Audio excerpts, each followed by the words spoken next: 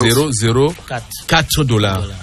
Imaginez que si quelqu'un avait investi peut-être 500 $, qui est peut-être 250 000 francs CFA, en décembre, il aurait eu peut-être, je ne sais pas combien de milliers de crypto-monnaies qu'il aurait acheté. Alors, en décembre 2017, le Bitcoin était à 19 000 $. Imaginez si vous aviez seulement 500 Bitcoins.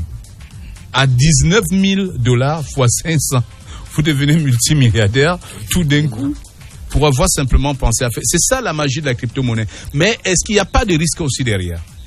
Le risque aujourd'hui, c'est l'instabilité, la fluctuation qui suit avec certaines crypto-monnaies. Ouais. Le Bitcoin, par exemple, revenons à décembre 2017. Ouais, il était à 19 000 $. Oui, pour quelqu'un qui a investi en ce temps-là, voyant l'évolution, et que par la suite, par exemple, le 6 février de l'année qui suivait, en 2018, le Bitcoin a chuté à 6 000. À 6 000 $. Quelqu'un qui avait peut-être investi en décembre, il pouvait appliquer la crise. Ouais. C'est évident. Alors, et ce que je viens alors vous dire par rapport à ce risque de l'instabilité, il y a cette crypto-monnaie dont je venais de faire état, le DT Coin. Oui.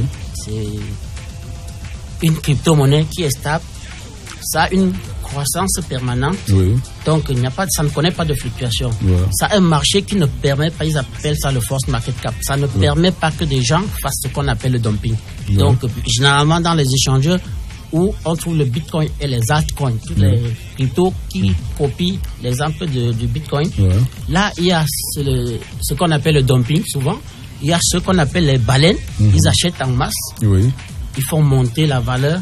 Et à un moment donné, quand ils se rendent compte que la valeur a un bon niveau, ils font le dumping. Ça veut dire ils vendent. Subitement, ça fait rechuter la valeur. Ouais. Alors, dans le force market cap, cette option n'est pas acceptable. Oui, c'est pour ça. On est parti de 0,5 € en mars à 26,5 € aujourd'hui. Wow. Et la valeur continue à monter. Elle est estimée à environ 100 € d'ici décembre et environ à 1 000 € d'ici décembre 2019. Incroyable. Et je voudrais, à la suite de ce que M. Jean-Paul a dit, rappeler que s'il y a des fluctuations, c'est tout à fait normal parce que dans un marché, il y a l'offre et la demande. Ouais. Et c'est d'ailleurs pour cette raison que nous insistons pour que la jeunesse se mette à l'éducation de ce nouveau système d'activité rentable. Si on n'accepte pas de se faire former, on risque de passer à côté d'une mine d'or. Et la mine d'or, elle est vraiment accessible à tout le monde, mais à condition d'accepter de se faire former.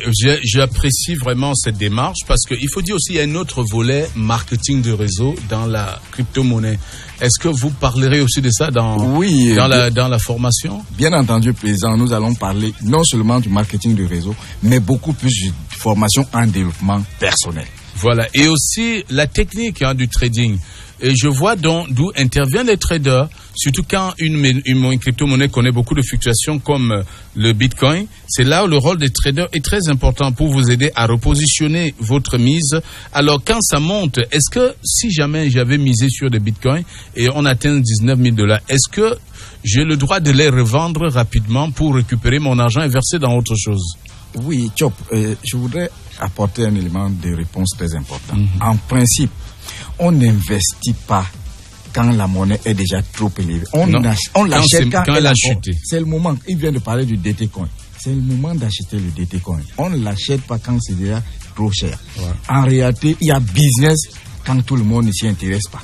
Quand tout le monde est déjà éveillé, il n'y a plus de business. Ouais. C'est le moment pour l'Afrique de s'intéresser à cette nouvelle technologie. Et d'ailleurs, l'un des plus gros investisseurs au monde, Warren Buffett, il a dit, il achète une entreprise que lorsqu'elle est down, lorsqu'on veut s'en débarrasser. Il a acheté beaucoup d'entreprises qui étaient en train de mettre la clé sous le paillasson. Il les a revalorisées parce qu'il a jugé le niveau d'intégrité de cette entreprise acceptable. Il achète, il sait que cette entreprise a un avenir, et voilà, et il achète l'entreprise et réinvestit dessus. Et là, il faut acheter une crypto-monnaie lorsque la cote est au plus bas pour espérer grimper avec elle. Si tu avais acheté un Bitcoin en décembre 2010 à 19 000 $, ça chute à 6 000. Imaginez ce que vous venez de perdre. C'est un fossé. Vous venez de perdre 13 000 $ tout d'un coup. Toutefois, Président, j'apporte également une autre précision. Si vous avez acheté un bitcoin à $19 000 en décembre, il a chuté en février à $6 000, vous n'avez rien perdu. Je vais m'expliquer. Si vous laissez votre bitcoin là où il se trouve, les spécialistes de cette monnaie nous annoncent que le bitcoin va atteindre $1 million.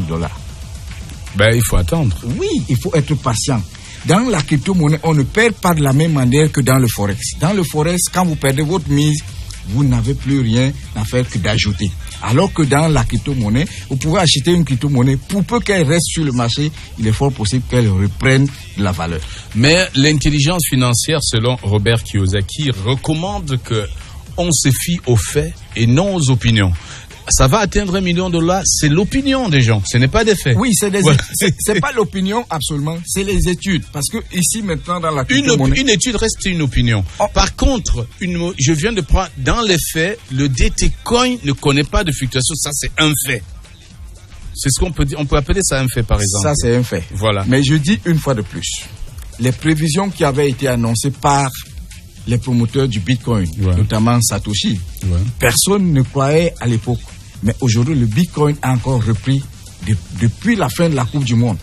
Et les spécialistes avec qui nous travaillons nous avaient dit, pendant la Coupe du Monde, le Bitcoin sera en bas. Et dès que la Coupe du Monde a pris fin, nous connaissons une croissance nouvelle avec le Bitcoin. Donc, il y a d'autres banquiers qui ont misé sur le Bitcoin et qui sont certains de l'avenir du Bitcoin. D'ailleurs, on recommande à certains États de mettre une partie de leurs réserves nationales dans le Bitcoin parce qu'il est fort possible qu'il atteigne bientôt $30 000. Voilà. Merci bien, Paul, pour ces éclaircissements. Alors, quand se tiendra la conférence, le séminaire de formation sur la crypto trading?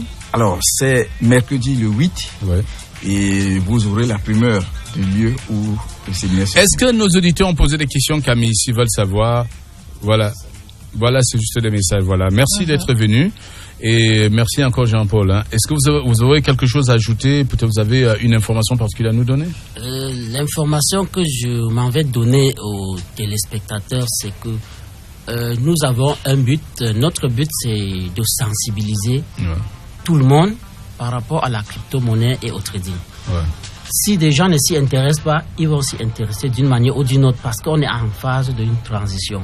Et quand il y a une transition, aujourd'hui, des gens s'intéressent au transfert d'argent par Orange Money ou bien MTN Mobile Money. Avant, ce n'était pas le cas. Mais aujourd'hui, on s'est rendu compte que quand on a du cash, ça fait la convoitise des bandits. Mais quand vous l'avez dans votre téléphone, personne ne le voit. Même s'il arrache le téléphone, vous restez avec votre argent. C'est pareil avec la crypto-monnaie. Et nous avons cet avantage qu'avec la crypto-monnaie, ceux qui s'y sont intéressés au départ, pendant que la transition sera complète, ils auront tellement d'argent. Mais en ce temps-là, s'il y a peut-être une stabilité, les gens vont plutôt chercher à en acheter pour utiliser simplement. Là, ils n'auront plus grand-chose à gagner. Mais pour le moment, là, on est presque en fait au lancement. Et avec le temps, à un niveau, ça va avoir une certaine stabilité. Ça, c'est ce qu'on pense peut-être dans 10 ans, 15 ans. Alors, et le plus important, c'est de partager l'information.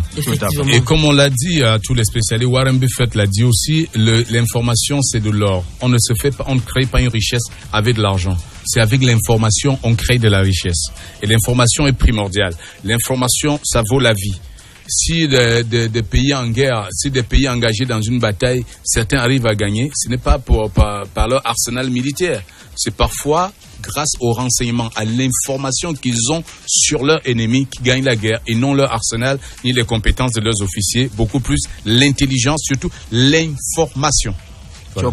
Je voudrais ajouter une petite information. C'est grâce à la crypto-monnaie que le Venezuela et le Zimbabwe ont tenu.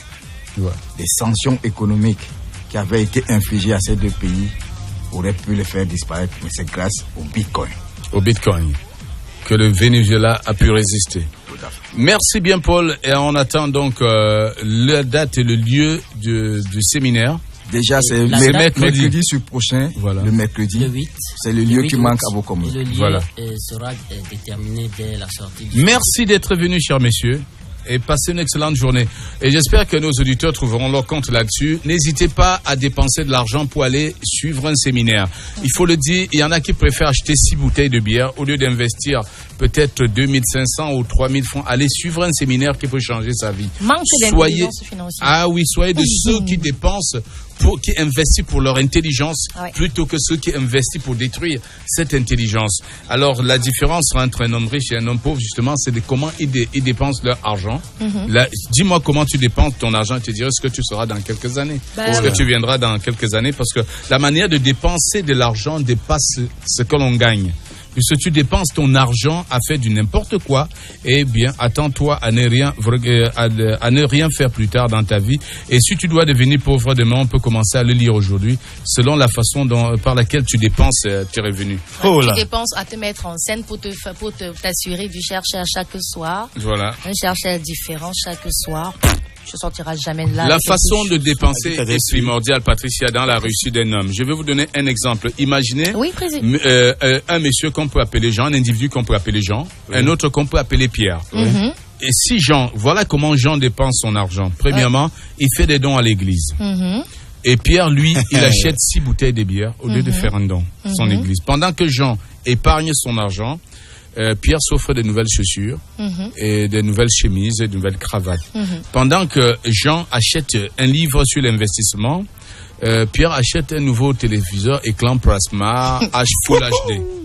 Et pendant que Jean achète des tickets pour assister à des séminaires sur l'investissement, comme ceux que viennent d'annoncer nos invités, lui, il achète un ticket pour aller regarder un match de foot au stade. Et oui, par exemple. Et pendant que Jean achète un abonnement au gymnase,